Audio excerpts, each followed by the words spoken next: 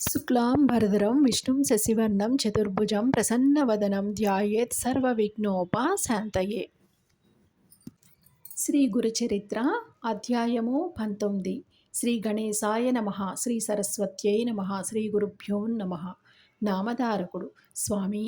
అశ్వస్థ వృక్షము, రావి చెట్టు వంటి పవిత్రమైన వృక్షాలెన్నో ఉండగా శ్రీగురుడు ప్రత్యేకంగా ఉదుంబర వృక్షము, మేడి చెట్టు మూలంలోనే నివసించడానికి కారణమేమి అని ప్రశ్నించాడు.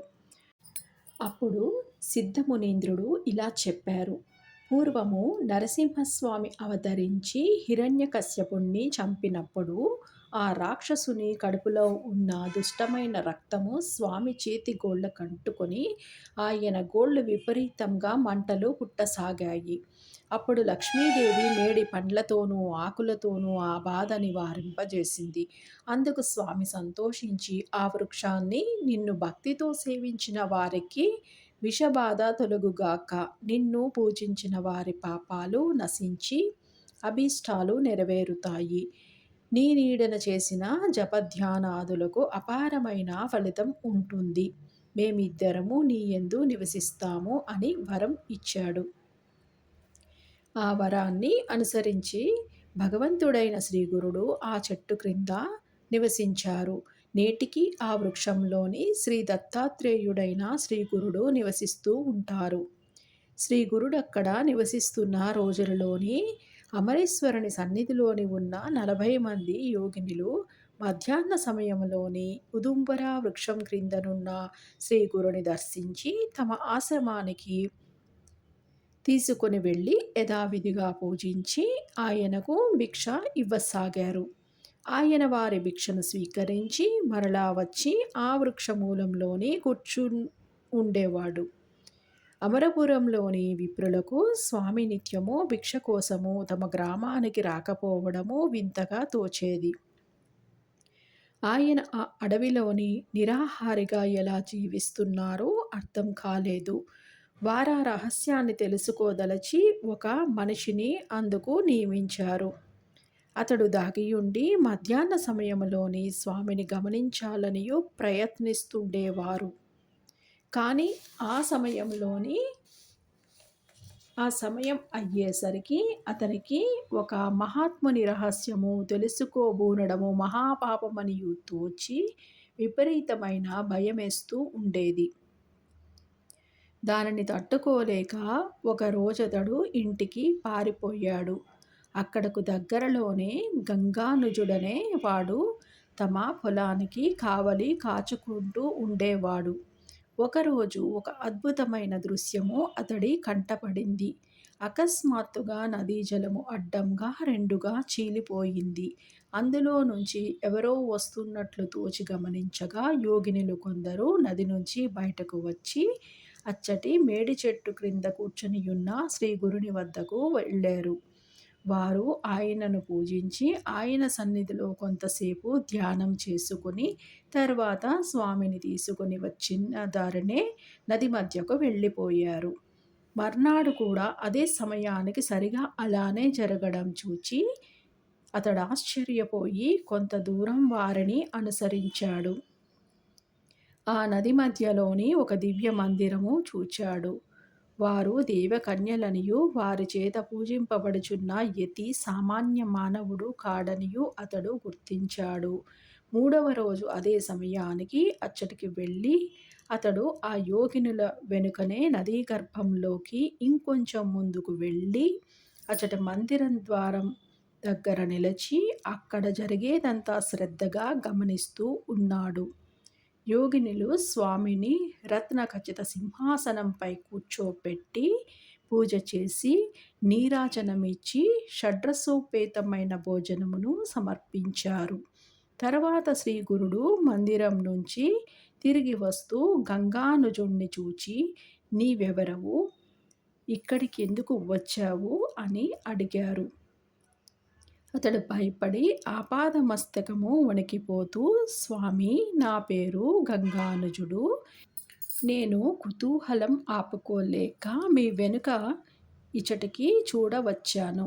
నా అపరాధంను క్షమించండి అని ఆయనకు నమస్కరించి, మీరు సాక్షాత్తు త్రిమూర్తి స్వరూపులు, అజ్ఞానులైన మానవులు మీ నిజ రూపం తెలుసుకోలేకున్నారు, నన్నుద్ధరించండి అని వేడుకున్నాడు. స్వామి సంతోషించి, నాయనా, నేటితో నీ కష్టాలన్నీ తీరిపోయాయి. నీవు కోరుకున్నవన్నీ నీకు లభిస్తాయి. కానీ నీవిప్పుడు చూచినది మేమీ ప్రాంతంలోని ఉన్నంతకాలం ఎవ్వరికిని చెప్పవద్దు. చెబితే తక్షణమే నీవు మరణిస్తావు అన్నారు. గంగానుజుడు అలాగేననియు చెప్పి గురువుకు నమస్కరించి సంతోషంగా తన పొలానికి వెళ్ళాడు. అప్పుడే అతనికక్కడ ఒక నిధి దొరికింది. నాటి నుంచి అతడు ప్రతిరోజు భార్యాసమేతంగా వచ్చి శ్రీ గురుణ్ణి సేవిస్తూ ఉండేవాడు. ఒక మాఘపూర్ణిమ రోజున గంగానుజుడు యథాప్రకారము శ్రీ గురుణ్ణి దర్శించి, స్వామి, మాఘమాసంలోని ప్రయాగ, కాశీ గయలలోని స్నానం చేయడము ఎంతో పుణ్యమనియు చెబుతారు.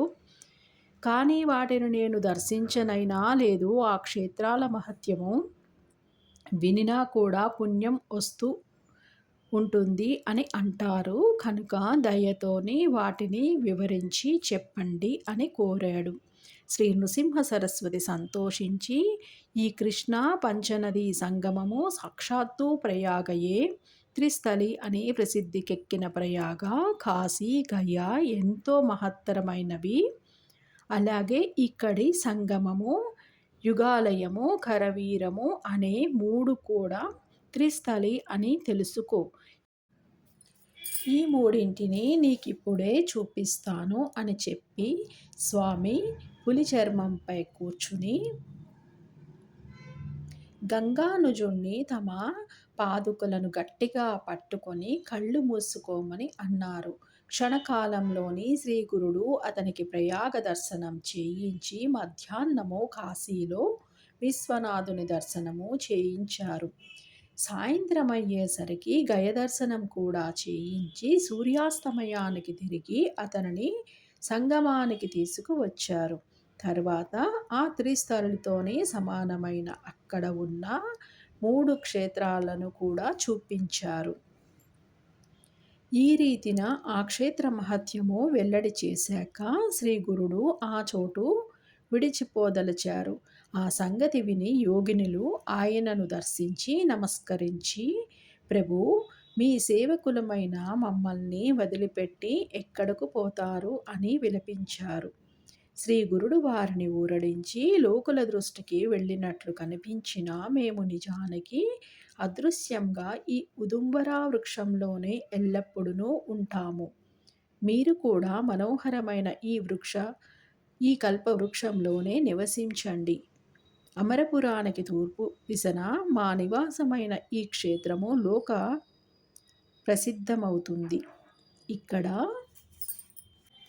అన్నపూర్ణాదేవిని కూడా మేము ప్రతిష్ఠిస్తాము. మమ్మల్ని ఈ ఉదుంబరా వృక్షాన్ని, మా పాదుకులను, ద్విజులను పూజించి ఇచ్చట తీర్థాలలోని స్నానం చేసిన వారికి సర్వ పాపాలు నశించి అపారమైన పుణ్యము సమకూరి కోరినవన్నీ నెరవేరుతాయి. ఈ వృక్షం క్రింద చేసిన జపము, హోమము, రుద్రాభిషేకము మొదలైన సత్కర్మలకు 1,000,000 రెట్లు ఫలం ఉంటుంది. ఇచ్చటి పాదుకలను పూజించి నెమ్మదిగా ప్రదక్షిణలు చేసి ప్రతి ప్రదక్షిణానికి చివర నమస్కారం చేసిన వారికి సర్వరోగాలు నశిస్తాయి అని చెప్పి శ్రీగురుడు ఆశ్వయుజ బహుళ ద్వాదశి నాడు గంధర్వ నగరంలోని భీమా అమరజ సంగమానికి వెళ్ళారు. శ్రీ నృసింహ సరస్వతి స్వామి విశ్వరూపుడైన జగన్నాథుడు. ఆయన సర్వవ్యాపి అయినప్పటికీ ఈ ఉదుంబరా వృక్షంపై ప్రేమతో దాని క్రింద నిత్య నివాసము చేస్తూనే ఉన్నారు. శ్రీ దత్తాయ గురవే నమః. శ్రీ శ్రీపాద శ్రీవల్లభాయ నమః. శ్రీ నృసింహ సరస్వత్యే నమః. శ్రీ గురుచరిత్ర 19వ అధ్యాయము సంపూర్ణము.